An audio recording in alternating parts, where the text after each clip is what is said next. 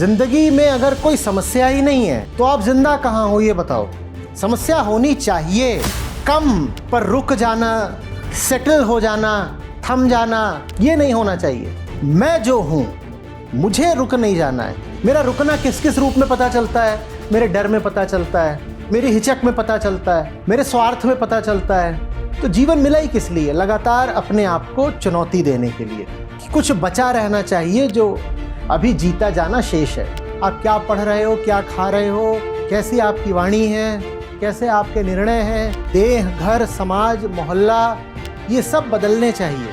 थोड़े में संतुष्ट नहीं होना है। अभी और है, अभी और है। दुनिया को समझिए, आगे बढ़िए हर तरीके से। और उसके लिए अगर पैसा ज़रूरी है तो पैसा भी कमाइए। कम से कम भारत जैसी जगह को बहुत सारा सृजनात्मक विध्वंस चाहिए, क्रिएटिव डिस्ट्रक्शन।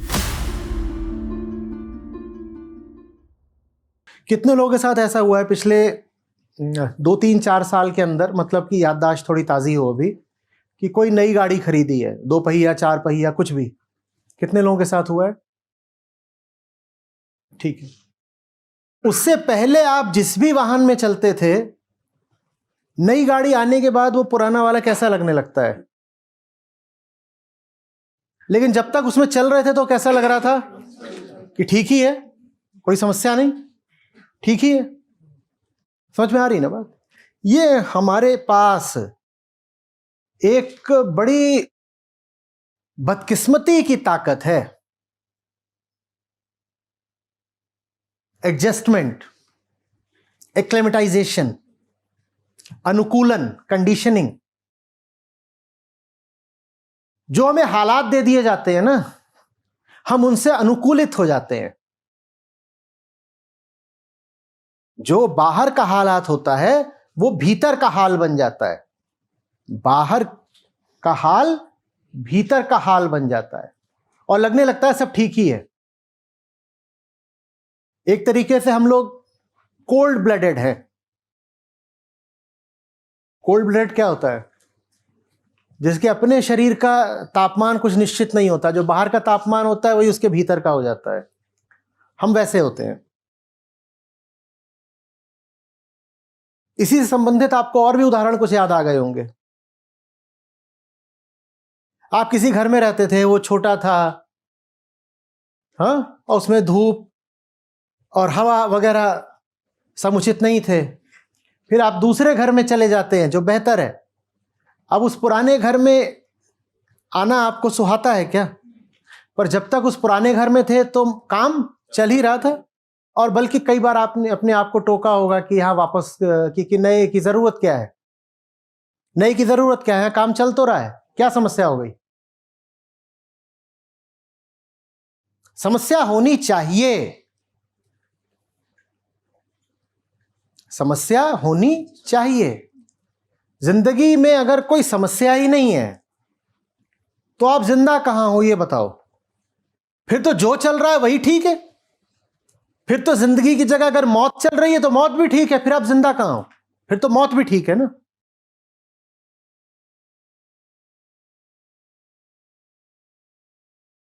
हम खुद को भूल जाते हैं, हम परिस्थिति बन जाते हैं, या कहिए जो परिस्थिति होती है वो अंतः स्थिति बन जाती है। परि माने बाहर की, जो बाहर की स्थिति है वही भीतर की बन जाती है। हम उससे भिन्न नहीं रह जाते।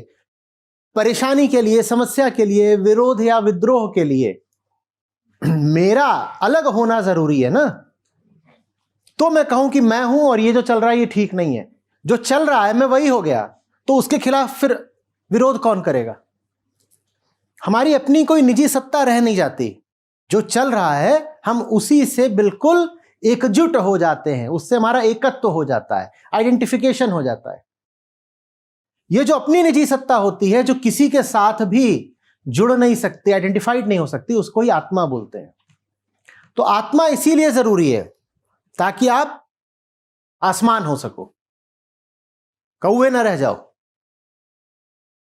नहीं तो बहुत आसानी से थोड़े में छोटे में गुजारा कर लोगे, और ये थोड़े में छोटे में गुजारा करना ये कोई अच्छी बात नहीं होती। भले ही हमको ये बात पढ़ाई गई है संतोषम परमम सुखम, ये कोई अच्छी बात नहीं होती। और मैं यहाँ ये नहीं कह रहा हूं कि बहुत सारा पैसा होना चाहिए, मैं ये भी नहीं कह रहा हूं कि पैसा नहीं होना चाहिए। मैं कह रहा हूं क्षुद्रता नहीं होनी चाहिए, छुटपन, संकीर्णता, जो संभव है उससे बहुत कम पर रुक जाना, सेटल हो जाना, थम जाना, ये नहीं होना चाहिए। जीवन में और ज्यादा होना चाहिए। इसका कोई आवश्यक संबंध पैसे से ही नहीं है कि और पैसा होना चाहिए, इसका संबंध पैसे से बिल्कुल नहीं है, हम ये भी नहीं कह रहे। बात यह है कि आप कौन हैं। पैसा तो आपके हाथ की एक चीज है, पैसा मैं तो नहीं है ना, मेरे हाथ में होता है। मैं जो हूं, मुझे रुक नहीं जाना है। मेरा रुकना किस किस रूप में पता चलता है? मेरे डर में पता चलता है, मेरी हिचक में पता चलता है, मेरे स्वार्थ में पता चलता है, मेरी हर चीज में मेरी क्षुद्रता पता चलती है। वो नहीं होना चाहिए।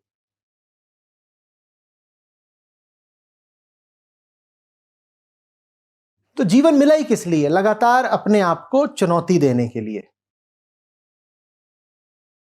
और कोई उद्देश्य नहीं है जीवन का। उसी को मैं बोल रहा हूं कि कुछ बचा रहना चाहिए जो अभी जीता जाना शेष है।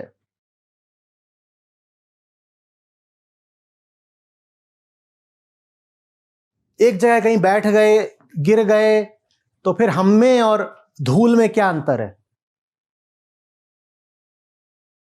धूल का भी क्या है, ये सतह है, यहां पर आकर जम जाएगी,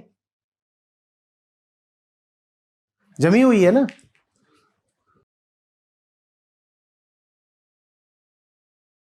ये जम जाना है, ये उदाहरण के लिए दिखाई देता है नए के विरोध में। जीवन में कुछ नया आ रहा होगा, देखा हम कितना विरोध करते हैं, कितना विरोध करते हैं, बाप रे। जैसे मौत आ रही हो, नए से हमें इतना डर लगता है। और नया माने ये नहीं कि आपको नया इंसान ही बन जाना है। छोटी छोटी चीजों में भी जो नयापन होता है, हम उससे पीछे हटते हैं। हम कहते हैं जो चल रहा है चलने दो, जो चल रहा है चलने दो। अच्छा, मैं उदाहरण देता हूं आपको। आप किसी थोड़े ठीक ठाक रेस्टोरेंट में खाना खाने जाते हैं, वो आपको मेन्यू कार्ड देता है आपके टेबल पर, उसमें 6 पन्ने होते हैं। पहले पे लिखा है जापानीज, दूसरे पे लिखा है मैक्सिकन, तीसरे पे लिखा है थाई, चौथे पे लिखा है कॉन्टिनेंटल, पांचवें पे कुछ और लिखा है, छठे पे कुछ और लिखा है,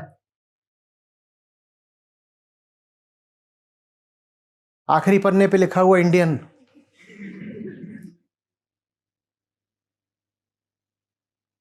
ठीक है, इंडियन अच्छा बढ़िया खाना, कोई दिक्कत नहीं। इंडियन में आधे पन्ने पे लिखा हुआ है नॉर्थ इंडियन, नीचे लिखा हुआ है साउथ इंडियन, कोई समस्या नहीं, हम मंगा सकते हैं। मैं पूछ रहा हूं जो बाकी पन्ने हम उन्हें पढ़ते भी हैं क्या?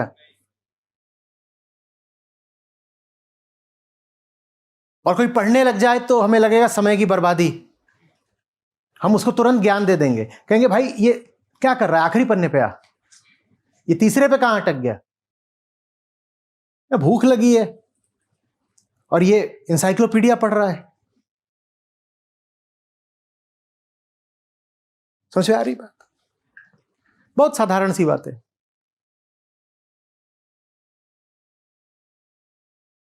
कपड़े,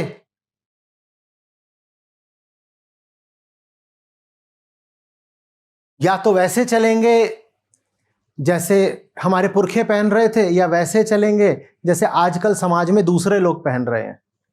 तो या तो समय के हिसाब से चलेंगे, अतीत के हिसाब से, या समाज के हिसाब से चलेंगे। उससे अलग कुछ सामने आ जाए तो कहेंगे नहीं नहीं, ये वाला सेक्शन हमारा नहीं है, हमारा सेक्शन उधर है। आप जब पैदा हुए थे तो क्या कहीं कुंडली में आपके सेक्शन बनाया गया था जिसमें लिखा गया था कि फलाना कपड़ा पहनोगे तो एलर्जी हो जाएगी? आज समझ रहे हो? आदत, acclimatization, false self, borrowed self, नकली मैं, बर्बाद जीवन।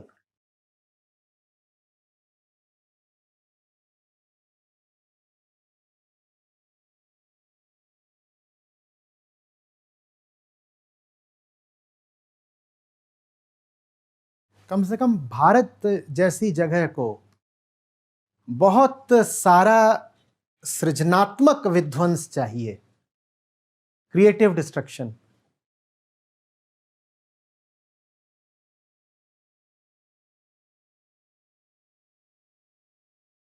आप में से जो लोग पूरब की तरफ गए हो भारत में ही, माने लखनऊ से पूरब की तरफ निकल जाइए, चाहे उत्तर प्रदेश, फिर चाहे बिहार, बंगाल, असम, कुछ भी।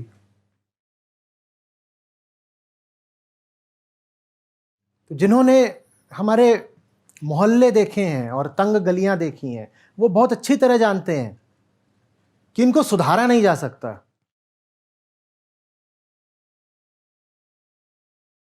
इनको बस नया बनाया जा सकता है, इनको दोबारा बनाया जा सकता है। वो पुराना भारत है।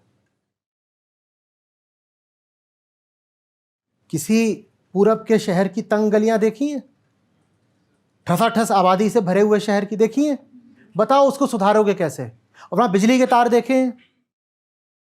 और गलियां ऐसी होती हैं कई बार कि सामने से अगर कोई सांड आ रहा हो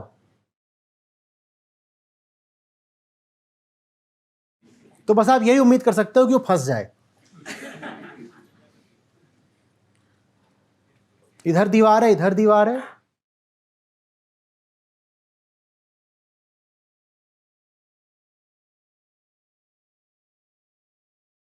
लेकिन जो वहां रहते हैं वो अभ्यस्त हो गए, वो कह रहे हैं यही तो है।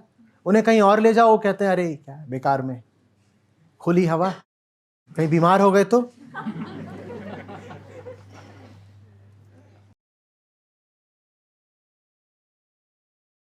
समझ रहे बात को? जैसे हम भीतर से हैं वैसे ही हमारा संसार हो जाता है। बहुत जरूरत है कि पुराने ईंट पत्थर का इस्तेमाल नई इमारतों के लिए किया जाए। समझ रहे हो बात को आप? जो जैसा चल रहा है वैसे ही चलेगा तो बस वो सर पे गिरेगा। हर बरसात खबरें आती हैं कि ढह गया। उसको पहले ही ढहा देना चाहिए था ना, तो सर पे नहीं ढहता। उसको पहले ही ढहा करके नई इमारत खड़ी कर देनी चाहिए थी। ढहा तो वो है ही, अब सर पे ढहा, अब संयोग से ढहा। इससे अच्छा चेतना से उसको ढहा देते।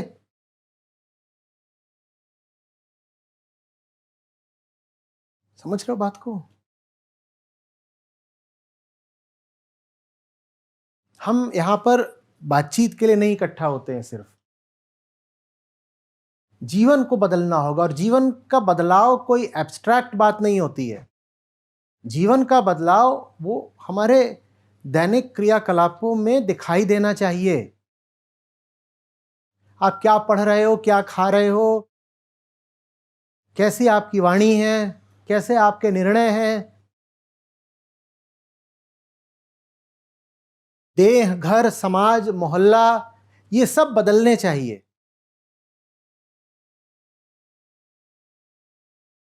और जिस चीज से बहुत बच के रहिए वो वही जो प्रश्न में झलक रही थी चीज, थोड़ा बहुत सुख, छोटा मोटा चैन, इससे बहुत बच के रहो। ये तो जेल के भीतर भी नसीब हो जाता है। अनंत असीम दुख हो जाए तो जेल में जितने ये सब मर जाएंगे। थोड़ा बहुत सुख तो उनको भी मिल जाता है, पर उसके लिए आप थोड़ी जन्मे हो। वो तो झुंझुना है, वो तो हमें लपेटे रहने का बहाना है बस। थोड़ा बहुत सुख, जैसे माया ऐसे बख्शीश फेंक देती हो। पूरे दिन तेरा शोषण किया है, अब ये शाम को ले अठन्नी, और हम कहते हैं देखो मिल गया ना थोड़ा सा सुख। बार बार बोलता हूं, अध्यात्म माने मनुष्य की गरिमा, थोड़े में संतुष्ट नहीं होना है। अभी और है, अभी और है। संतुष्टि माने क्या? रुक जाना। रुक जाना माने क्या? मौत। और क्या? रुक तो जाओगे ही, जब तक नहीं रुके हो तब तक तो चलो।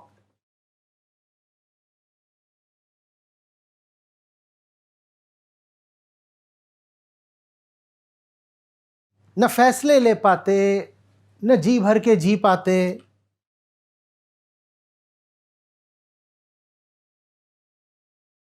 बस एक गुनगुनी सी जिंदगी, ये भी नहीं कि जमी जाओ, जमे भी नहीं और भाप भी नहीं हुए, न ठंडक है न उबाल है। बस ऐसे हैं जैसे गर्मी में मेज पर रखा हुआ पानी, न उसको बोल सकते हैं कि गर्म पानी है, न बोल सकते हैं कि शीतल जल है। ऐसी हमारी जिंदगी है, और इसको हम बोलते हैं देखो बचानी पड़ती है। जिंदगी नाजुक चीज है, कीमती जवाहरात है, बहुत बचा के चलना पड़ता है। कदम कदम पे जाल बिछे हैं, चोर लुटेरे हैं, तुम्हें कौन लूटेगा? तुम तो बाहर निकला करो, क्या पता कोई कुछ दे दे।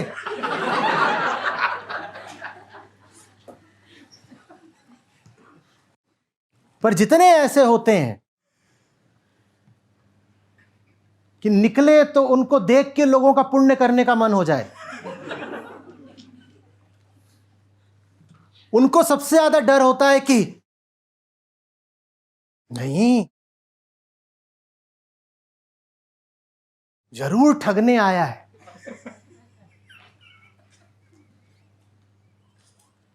लूट लेगा।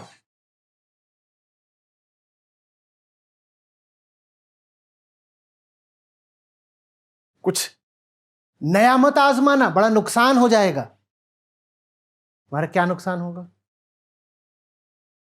शून्य से नीचे कौन सी संख्या होती है?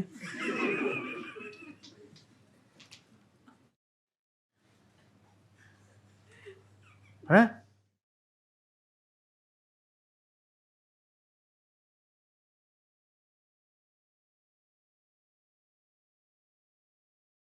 अंधे को बोला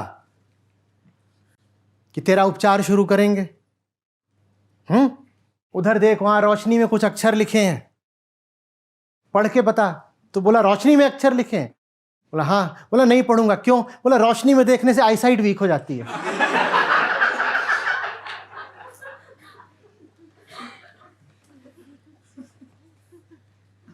ये तो हमारा हाल है।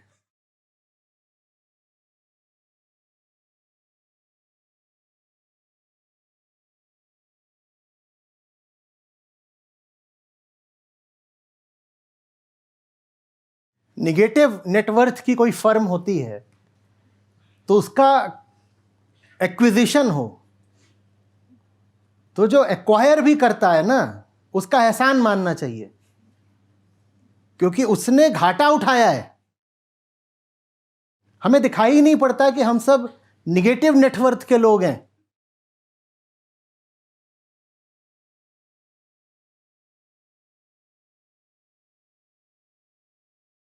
समझ में आ रही है बात?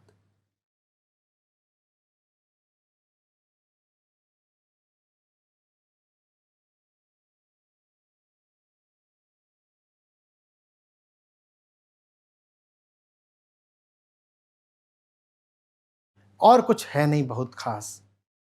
हाँ, प्राण है, और देखो प्राण जरा जिद्दी चीज होते हैं, इतनी आसानी से कोई नहीं मर जाता। तो इतना नहीं डरना चाहिए कि हाय कहीं जान ना निकल जाए। इतनी आसानी से जान नहीं निकल जाती।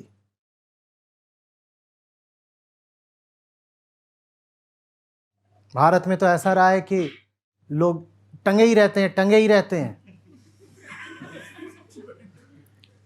हाँ, 95 का हो गया, कुछ हो गया, फिर उसको बोल रहे हैं अरे इनको मुक्ति नहीं मिल रही है।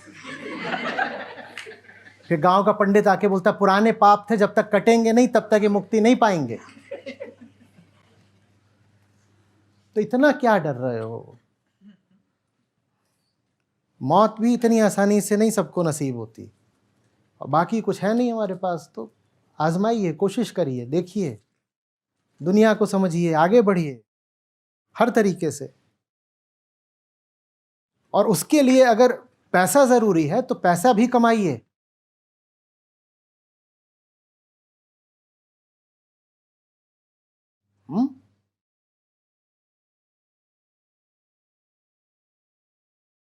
आधी अधूरी हारी हुई जिंदगियां अगर हम जी रहे हैं तो फिर तो हम ग्रंथों के भी बड़े बीमार प्रतिनिधि हुए ना। हाँ, नहीं? आप बोलो आप गीता पढ़ते हो और जिंदगी में ऐसे हो कि घर में चूहा निकल आया तो एम्बुलेंस बुलाई,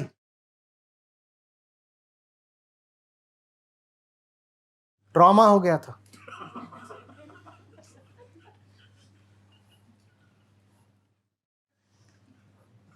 तो इसमें फिर चूहे का सम्मान और कृष्ण का अपमान है। किसी को बता ना दीजिएगा कि गीता पढ़ते हैं।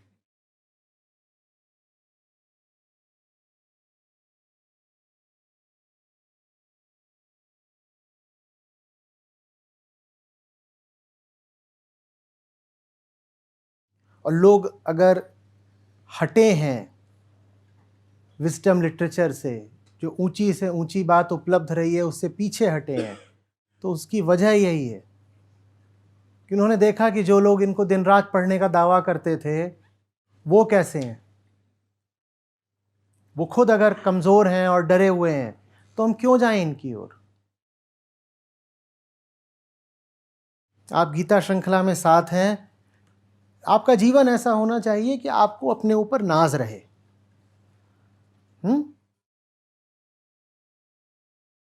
आत्मा का और मतलब क्या होता है? अहंकार माने एक शर्मिंदगी।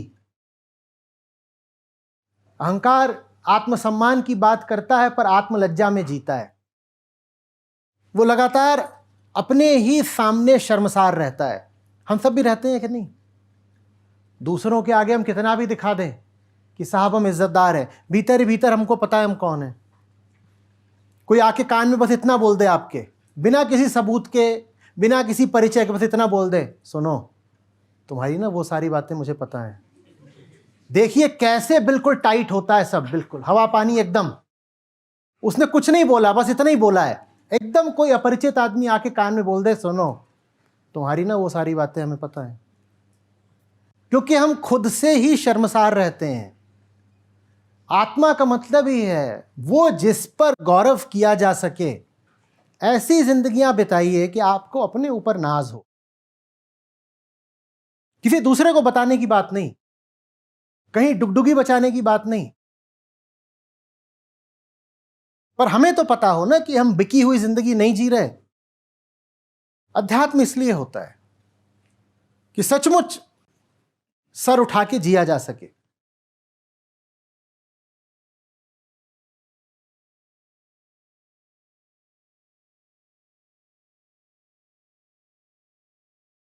थोड़ा थोड़ा, छोटा छोटा,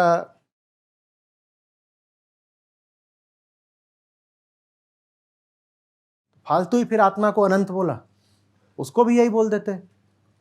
थोड़ा थोड़ा, छोटा छोटा, अहम थोड़ास्मि।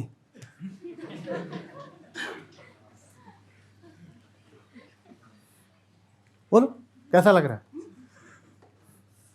अहम छोटास्मि, अहम गढ़ास्मि, कैसा लग रहा है?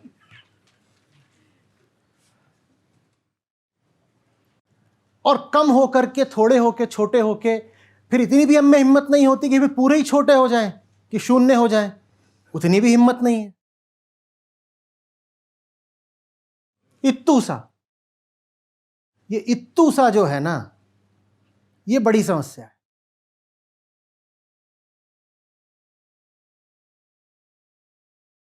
देखो, सामान्य जिंदगी से हटोगे तो जो होगा वो थोड़ा नाटकीय होगा, ड्रामेटिक। उसके लिए तैयार रहो, उससे डरो मत।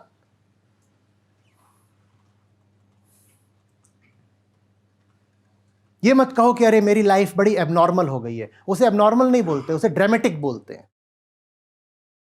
और अगर सही अर्थों में ड्रामेटिक है तो फिर उसको हीरोइक बोलते हैं।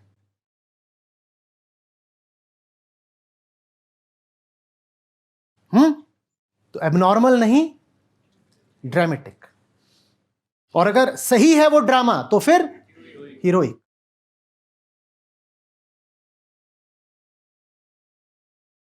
हमारे भीतर जो हीरो, जो नायक छुपा हुआ है,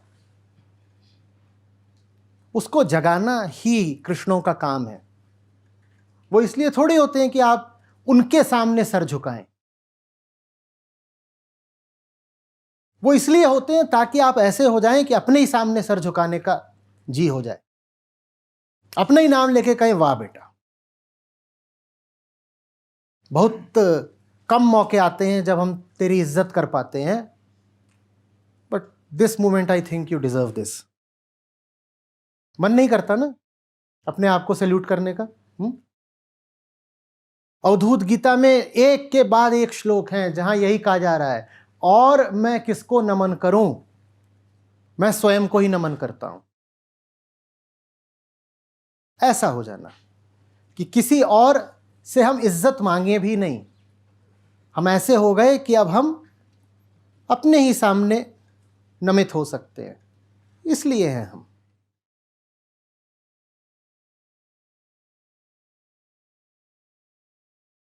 सब कुछ बचा बचा के एक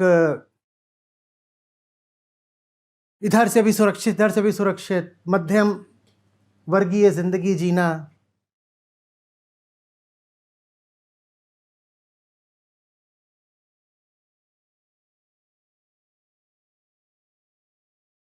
ये खेल ठीक नहीं है।